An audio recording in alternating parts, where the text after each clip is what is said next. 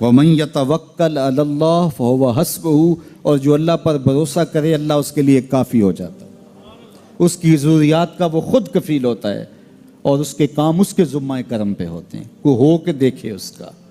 تو جو اللہ سے ڈرے اللہ اس کے لیے راستے بناتا ہے۔ حضرت عوف بن مالک رضی اللہ تعالی عنہ الاشجعی حضور کی خدمت میں حاضر ہوئے اور عرض گزار ہوئے کہ میرا بیٹا سالم مشرکین کی قید میں ہے اور میں فاقوں کی حالت میں ہوں، تو فرمایا آل محمد کے پاس ایک سیر جو ہیں، بس اس کے علاوہ ہمارے پاس بھی کھانے کے لیے دنیاوی اسباب نہیں ہیں۔ کہا صبر کرو اور اللہ سے ڈرو، اور لا حول ولا قوت الا باللہ کثرت کے ساتھ پڑھو۔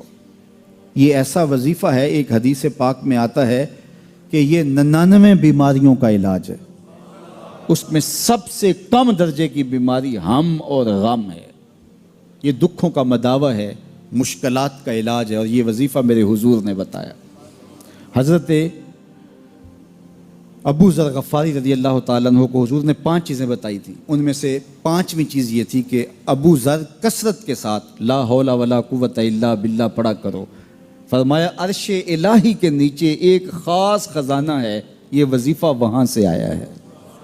یہ زندگی میں معمول بنا لو، جب پھنس جاؤ مشکلات میں آ جاؤ تو لا حول ولا قوت الا باللہ پڑھو، اللہ راستے کھولے گا۔ تو حضور نے 3 چیزیں فرمائی، اللہ سے ڈرو، صبر کرو، اور کثرت کے ساتھ لا حول ولا قوت الا باللہ پڑھو۔ وہ فرماتے ہیں کہ میں یہ عمل شروع کیا، ابھی گھر میں بیٹھا ہی تھا کہ دروازے پہ دستک ہوئی، تو میں اٹھا کہ دروازہ کھولوں دیکھوں کہ کون ہے، تو دروازہ کھولا، دیکھا میرا بیٹا کھڑا ہے اور اس کے پیچھے 100 اونٹ کھڑے ہیں۔ تو میں نے کہا کہ تم اور یہ اونٹ؟ کہا مجھے موقع لگ گیا، میں ان کی قید سے بھاگ آیا اور آتے آتے ان کے 100 اونٹ بھی ہانک لایا ہوں۔ وَيَرْزُقْهُ مِنْ حَيْثُ لَا يَحْتَسِبُ، وہ تمہیں وہاں سے رزق دے گا جہاں سے تمہیں گمان بھی نہیں۔ اس کے ہو کے تو دیکھو، اللہ اکبر، اللہ کے ہو جاؤ تو پھر وہ تمہاری ضرورتوں کا کفیل ہو جائے گا۔ فرمایا حضرت عبداللہ ابن مسعود رضی اللہ تعالیٰ عنہ نے کہ کسی شخص کو فقر و فاقہ آ جائے تو وہ لوگوں کو بتائے کہ میں آج کل بڑے مشکل حالات میں ہوں، ہر وقت لوگوں کو بتاتا رہے تو اس کی مشکل بڑھے گی، اس کی مشکلیں آسان نہیں ہوں گی اس طرح۔ اور اگر وہ اپنی اس مشکل کو کسی سے شیئر نہ کرے بلکہ مصلی بچھا کے اپنے رب سے کہے کہ مالک فقر و فاقہ آ گیا ہے اور اس کا علاج تیرے پاس ہے، اس مرض کا مداوع تیرے پاس ہے۔ تو حضرت عبداللہ ابن مسعود فرماتے ہیں کہ رسول کریم نے فرمایا جلد یا بدیر اللہ اس کو مالا مال فرما دے گا۔ یہ بھی کبھی کر کے دیکھو، مشکل آ جائے، فاقہ آ جائے، مصیبت آ جائے، کسی سے نہ کہو، صرف اپنے رب سے کہو، پھر دیکھنا اس کی کرم نوازیوں کا می کیسے برستا ہے۔ فرمایا اللہ پر بھروسہ کرنے کا جو حق ہے اگر وہ تم ادا کر دو، وہ تمہیں ایسے رزق عطا کرے جیسے پرندوں کو عطا کرتا۔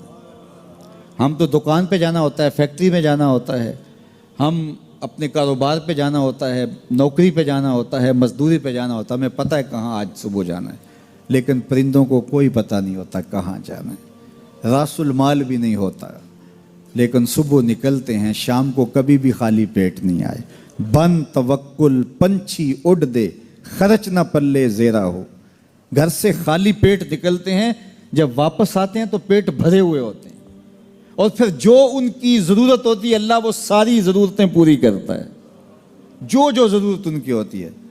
یہ شیر کتنا گوشت کھاتا ہے اللہ روز اسے دیتا ہے، یہ ہنس روزانہ سچے موتی کھاتے ہیں، اور آپ مارکیٹ میں لینے جائیں لاکھوں روپے لگا کے تولے ماشے کے حساب سے آپ خریدتے ہیں، پھر بھی آپ کو یقین نہیں ہوتا کہ یہ سچے ہیں یا 2 نمبر ہیں۔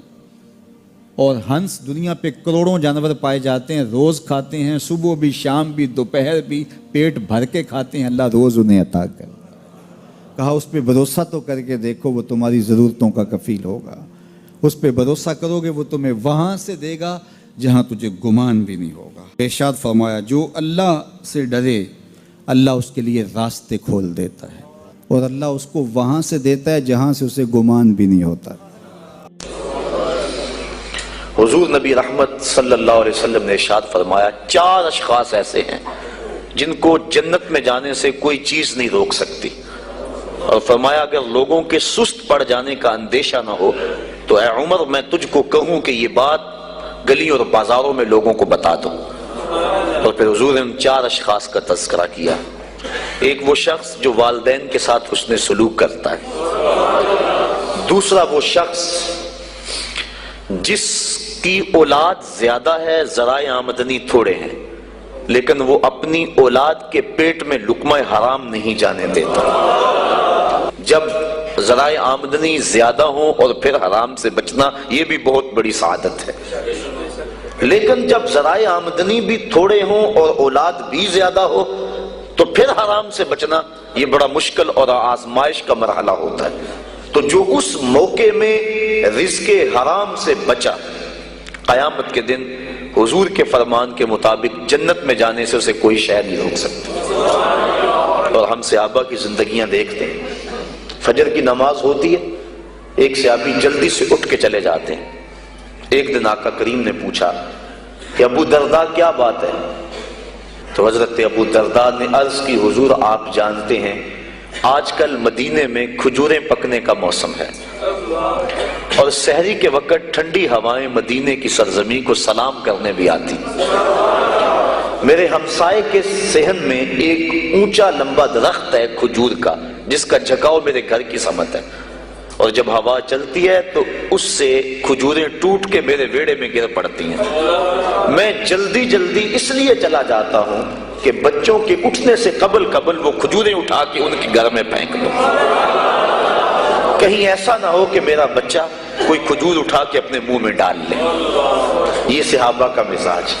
اور ہماری سڑک سے گنے کی ٹرالی گزر کر تو دیکھیں، ہم بچے کو شاباش دیتے ہیں کہ بڑا دلیر نکلا ہے۔ جس کو آج آپ حوصلہ افزائی کر رہے ہیں کل بڑا ہو کے ڈاکو بنے گا، کل بڑا ہو کے راہزن اور لٹیرا بنے گا۔ اولاد کی تربیت کے باب میں یہ بات ہے کہ اگر وہ گناہ کا ارتکاب بچپن میں بھی کرتے ہیں تو ان کی وہاں حوصلہ شکنی کی جائے تاکہ ان کے دل میں گناہ سے نفرت پیدا ہو جائے۔ تو حضرت ابو درداء نے عرض کی حضور میں اس لیے جلدی چلا جاتا ہوں کہ ہمسائے کے گھر سے جو کھجور کا درخت ہماری سمت جھکا ہوا ہے اس کی کھجوریں جو گرتی ہیں میں ان کو اٹھا کے ان کے صحن میں پھینک دوں تاکہ کہ میرا بچہ وہ کھجور اپنے اندر نہ لے لے۔ اور آپ جانتے ہیں کہ حضرت امام حسین رضی اللہ تعالیٰ عنہ مسجد نبوی میں آئے، صدقے کی کھجوروں کا ڈھیر لگا ہوا تھا، بچے تھے، ایک کھجور اٹھا کے انہوں نے اپنے منہ میں ڈال لی۔ تو آقا کریم صلی اللہ علیہ وسلم تیزی سے آگے بڑھے اور ان کے حلق میں انگلی ڈال کر حضور نے کہا کہ اس کو نکالو باہر اور اندر سے کھجور باہر نکلوا دیں۔ میں اور آپ اپنے رزق پر اگر غور کر لیں اور اپنے رزق کی حلت کا سامان کر لیں تو عبادت کی لذت نصیب ہو جائے۔ تیسرا وہ شخص کہ جس نے ایسی سچی توبہ کی کہ دوبارہ گناہ کی طرف جانا اتنا مشکل ہے جس طرح تھن سے نکلا ہوا دودھ دوبارہ اندر نہیں جا سکتا۔ اور چوتھی وہ عورت جس نے اپنی ساری محبتیں اپنے خامد پہ نچھاور کر دی اور اس حال میں مری کہ اس کا خامد اس پہ راضی تھا، اس کو جنت میں جانے سے کوئی چیز نہیں روک